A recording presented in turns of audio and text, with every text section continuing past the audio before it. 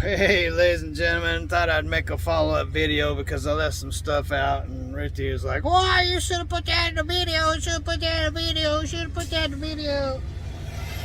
Okay, yeah, I should have, but it didn't. So, well, here, I'll make a new video and put it in the video. So anyway, last night, I was noticing that my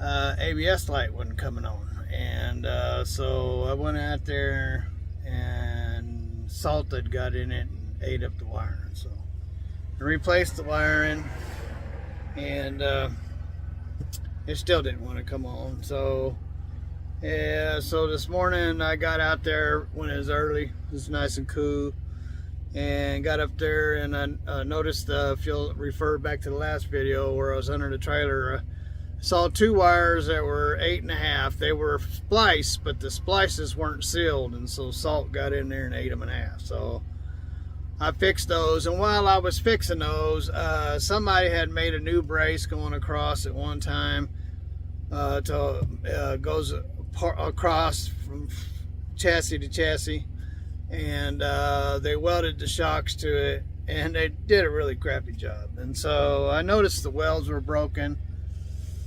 and I'd never noticed that before. So and then I noticed the shock was completely broke, and it was rubbing against the airbag. Oh crap, I'm gonna have to fix that. So I got my welder out and got everything set up, and don't let me forget to tell you a joke I heard this morning about flies. So I got the welder out and got up under there, and I didn't bring a grinded disc. I was able to get it cleaned up enough to where I could get contact with the welder, but I didn't have a grinding disc to get the old welds off. And so I was just going to weld the old weld back on, but guess what? My helmet isn't working, and so I don't have nothing to protect my eyes. And I am seeing yellow right now, and I can feel the backs of my eyes are hurt, and they're bruised from the flashes. And I don't need to do that. That's bad news. And so anyway, so I bet I put a few tack welds on the top of it and on the side and on the bottom, just kind of keep it in place until I can go get a new helmet and a grinding disc, and I can grind all that old crap off of there, and I could weld away, without damaging my eyeballs. And so my APU handles that welder. It can handle the job. I just can't blind myself right now. So, but it is tacked up there where it won't harm anything. And so I got those two wires spliced and sealed up from the weather. And of course I didn't get time to check it out because I still haven't checked it out, but because I got sidetracked by that shock being broke off like that. And so I had my tool bags out on one side of the truck, and I had my welder. I was pulling my welder out, and this driver pulls up. I guess he must have been watching me from across the intersection there, because I've been noticing lots of trucks they'll pull over on the off ramp, which I never do. I always pull over on the on ramp. Off ramps are dangerous because cars are coming from a high rate of speed, and so if there's a chance to wipe out, that's the place to do it. And so I always get on the on ramp, not the off ramps. And so anyway, I noticed trucks were parking on the off ramps and sitting over there. I don't know if they were watching me or not, but just say if they were. But anyway, this guy comes along as I'm pulling the welder out and says something, and I couldn't hear him. And so I jumped up on his driver's side door and said, "What'd you say?" And he said, "You must have been a Boy Scout when you were a young man, when you were a boy." He said, "I ain't never seen anybody as prepared as you." I said, "Yeah, oh yeah." I said, "I've been an owner operator for a really long time, and I gotta have all my tools to fix my truck on the side of the road, when I need to." He said, "Yeah, you sure are prepared." And then he gave me a fist bump, and I said, "See you, man," because there's traffic behind him. Appreciate it. Check us out on Big Belly Rebuilds. And so that's when I made that video earlier that you guys saw. And so we do a follow-up video because Ruthie wanted me to tell you about the driver that said that. And so yeah, so now I've made that video, and don't let me forget about the joke that I learned this morning, because I got the window down, flies have been coming in and visiting me, and so this fly was flying along, and it was hungry. It saw a pile of crap, and so it jumped on that pile of crap and gobbled it up. Blah, blah, blah, blah, blah, blah.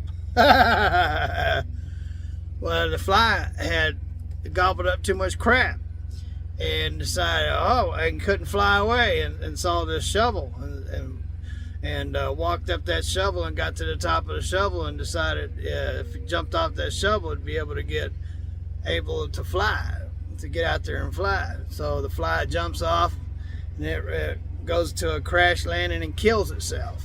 And you ask yourself, what's the moral of the story? The moral of the story is, when you're full of shit, don't fly off the handle. So anyway, so that's what's going on with me, ladies and gentlemen. I'm here in Macon, Georgia, across the street from the on the other side of the highway from Love's, Macon, Georgia. I'm here strategically. It puts me where I can look on the load board and catch St. Louis, Kansas City, Omaha, Des Moines, all in those surrounding areas, and look for a load. Loads are coming back from, I saw I've deadheaded 1,300 miles, and I know that's ridiculous, but the loads are ridiculous. They're $1.50, $1.60, $1.70. The best I seen was $2.59 coming out of Minneapolis going to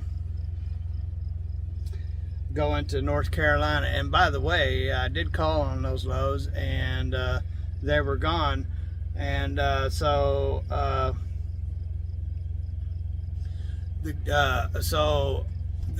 anyway, later on it popped up again, and it went up another $1,000. And I guess nobody taking them. I don't know what the problem was, but anyway, so he said that they need a team. I was like, well, I'm not a team, so I said I would have hauled it for you for $4,000 going down to North Carolina, and I think it was like, I don't know, but anyway, it's close. Anyway, so I would have hauled it. It's 15,000 pounds, $4,000 from Minneapolis to North Carolina. So, but, or I think I would have hauled it. I just didn't get all the details. But anywho, so I was for a team driver. That's the best load that I've seen. All the other loads, and I couldn't even get those because they were gone. And the one that wasn't gone, they needed a team. And I did book a load with Sureway.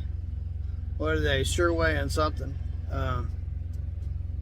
I can't remember who they joined up with, but Sureway. I booked a load with this lady coming out of Yankton, South Dakota. It was paying $1.76 a mile, weighed 40,000 pounds, going to somewhere by Rome, Georgia.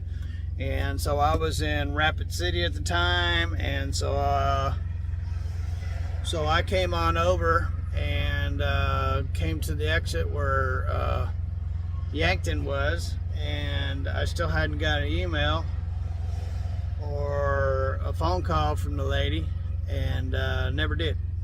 So apparently somebody underbid me. That's generally what happens, is somebody will call right behind you, and she said, oh yeah, I just booked that load, I'm fixing to send the paperwork right now. Whoa, and they'll cut your throat. So somebody wanted that load so bad they hauled it for less than $1. I think it was 67 or 76, something like that. Come on, that's ridiculous, people. Why do you do stuff like that? There's no money in it, so you're gonna go and haul it for less?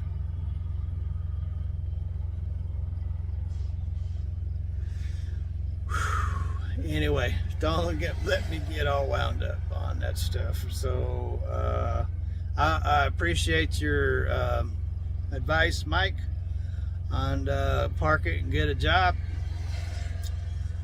Just may do that. Just may do that. If this little last thing that I try out doesn't work out, just may have to do that. You guys have a wonderful Sunday. Have a wonderful day wherever you are. Have lots of fun. Don't be a truck driver like me. God bless, and later.